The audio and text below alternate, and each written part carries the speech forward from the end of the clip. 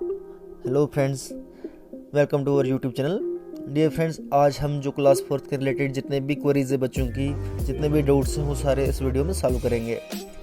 जैसे कि कुछ दिन पहले ही जेकेएसबी ने क्लास फोर्थ की जो टेंटेटिव मेरिट लिस्ट थी या टेंटेटिव स्कोर कार्ड था वो आउट किया था। तो उसमें देखा गया कि मैक्सिमम जो स्टूडेंट्स हैं उनके नाम के आगे क्वालिफाइड लिखा आ रहा था। जिनके 10 मार्क्स हैं, 15 मार्क्स हैं, इनके नाम के आगे भी क्वालिफाइड लिखा आ रहा था। तो डियर फ्रेंड्स, हम ये बताना चाहते हैं कि क्वालिफाइड का मतलब यहाँ सिलेक्टेड नहीं है, क्योंकि पोस्ट तो टोटल जो वैकेंसीज हैं टोटल वो 8700 समथिंग है, और जो बच्चे हैं इसमें वो कम से कम 3.5 लाख के आसपास बच्चे हैं। तो सब के सब सिलेक्टेड होंगे ये पॉसिबल नहीं है।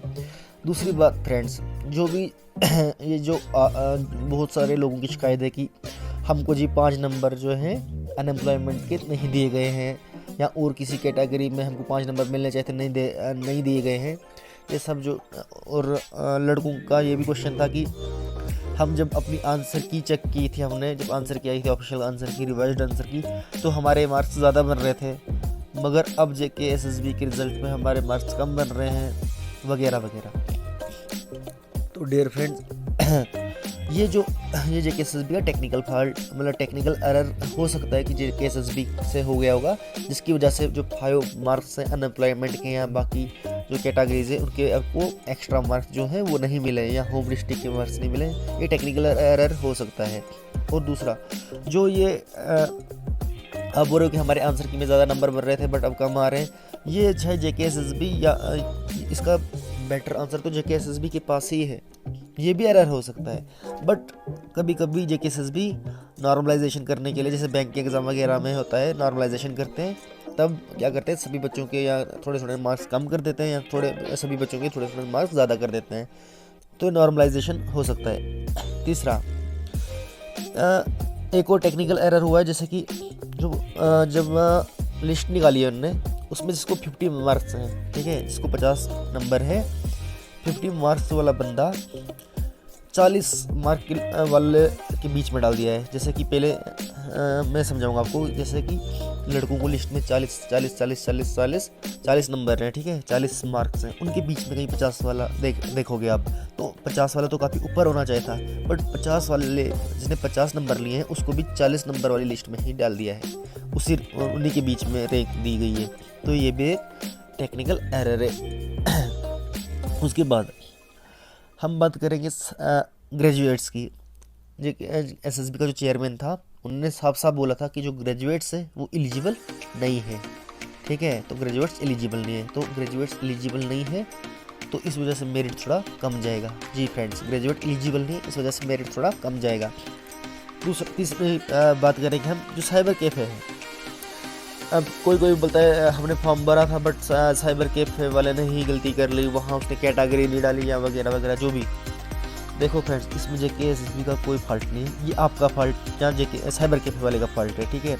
इसमें बहुत कम चांस है कि जेकेएसएसबी आपको कोई एडिटिंग का ऑप्शन या कुछ प्रोवाइड करेगा, कम चांस है।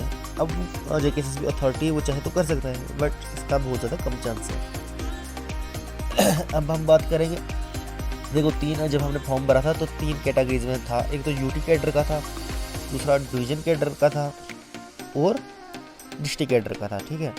तो अगर यूटी कैडर में हमने भरा था तो इसमें जो मार्क्स मिलते हैं आउट ऑफ 85 मिलते हैं। अगर डिवीजन कैडर में भरा था तो इसमें मार्क्स जो हमको अब मिलते आउट ऑफ 80 मिलते, और 5 नंबर हमको अपने होम डिवीजन के मिलते, ठीक है।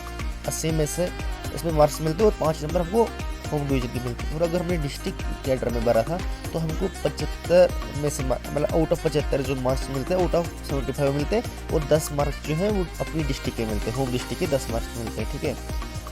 ये बात भी हो गई। अब बहुत सारे बच्चों का ये भी सवाल था कि जो रिटायर्ड गवर्नमेंट मतलब कोई भी, जैसे किसी की फैमिली में कोई मुलाजिम था बट वो रिटायर हो गया है, ठीक है, तो क्या उसको भी 5 नंबर मिलेंगे?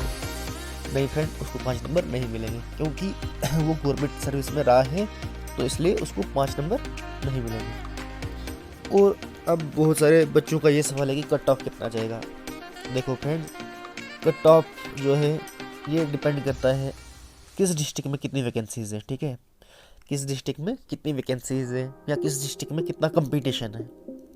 दो चीज़ों पे डिपेंड करता है, किस डिस्ट्रिक्ट में कितनी वैकेंसीज है, और अगर वैकेंसी ज़्यादा बहुत ज़्यादा होंगी तो कंपटीशन थोड़ा कम होगा, वैकेंसी कम होगी तो कंपटीशन ज़्यादा होगा।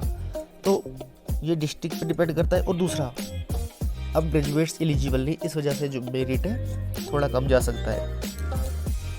अब मेरे हिसाब से जो ओपन मेरिट का जो कट ऑफ जाएगा वो 48 तक जा सकता है। जो फाइनल कट ऑफ रहेगा ओपन मेरिट में 48 तक रह सकता है। आरबीआई का 44 टू 45, 44 45 ऐसा कुछ रह सकता है। और SC ST का जो है वो 40 से 42 के बीच में रह सकता है।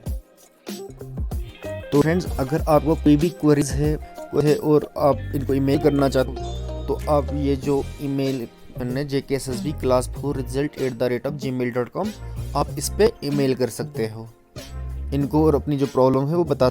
अच्छी फ्रेंड्स के साथ शेयर करें और चैनल को सब्सक्राइब करना ना भूलें। Thanks for watching.